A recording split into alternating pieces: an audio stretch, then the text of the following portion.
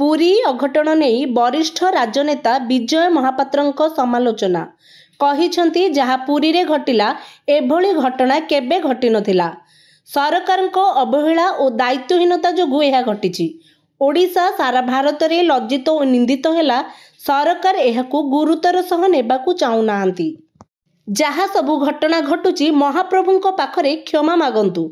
गत कालीर घटना आहुरी आघात देइछि। मंदिर प्रशासनर भूल पाई एहा होइछि। राति 12:20 रे पहड़ करबाकू कि निर्देश देले दर्शन होई परिला नहीं। राति 2टारे भी भक्त जाती दर्शन पाई। मात्र 30,000 लोक थिले किंतु बाहरे थिबा लोकंक पाखरे पुलिस कनेस्टेबल भी जणे नथिले। काहाकू दायित्व दिया जाइथिला। सरकार प्रकृत न्याय करबाकू चाहू नाहांती। आईन मंत्री कहउछंती तदंत हेबो। पूर्व वर्ष रथयात्रा रथरू बलभद्र पड़ीजा घटनार तदंत रिपोर्ट आसिलानी। एबे कार्यरत विचारपति द्वारा तदंत हेउनी। हाईकोर्ट को अनुरोध करुची विचारपति स्तरीय तदंत हेबो।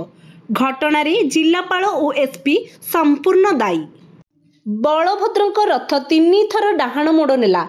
दायित्व रे थिले पुरी एसपी। 1978 मसीहा घटना परे कोर्ट को पक्षरु निर्देश दिया जाइथिला जे नंदीघोष दायित्व रे जिलापाल, बलभद्रଙ୍କ रथ दायित्व रे एसपी और सुभद्राଙ୍କ रथ दायित्व रे एडीएम को सह 3 जंत्री और सेवायत रहिबे। पुरी एसपी बोध हुए नथिले। एहार पूर्णांग तदंत हेबा दरकार। जेउ ऑफिसरଙ୍କ रथयात्रा अनुभूति अछि सेमाने भुवनेश्वर रे अछंती। अभिज्ञता नथिबा एडीजी डीजी को दायित्व दिया गला। डीजीपी जो 200 बाटालियन कथा कहिथिले से फोर्स सब केउठी थिले। पहंडी भितरे 5000 पास केमिति दिया गला। कॉर्डन पास भी 5000 दिया गला। रथ टणा आरंभरू पास दिया जाइथिबा लोकन को बाहर करिबा कथा। Bureau report OT live. अधिक खबर जानिबा पई आम चैनल को लाइक और सब्सक्राइब करने सह एहाकू शेयर करंतु।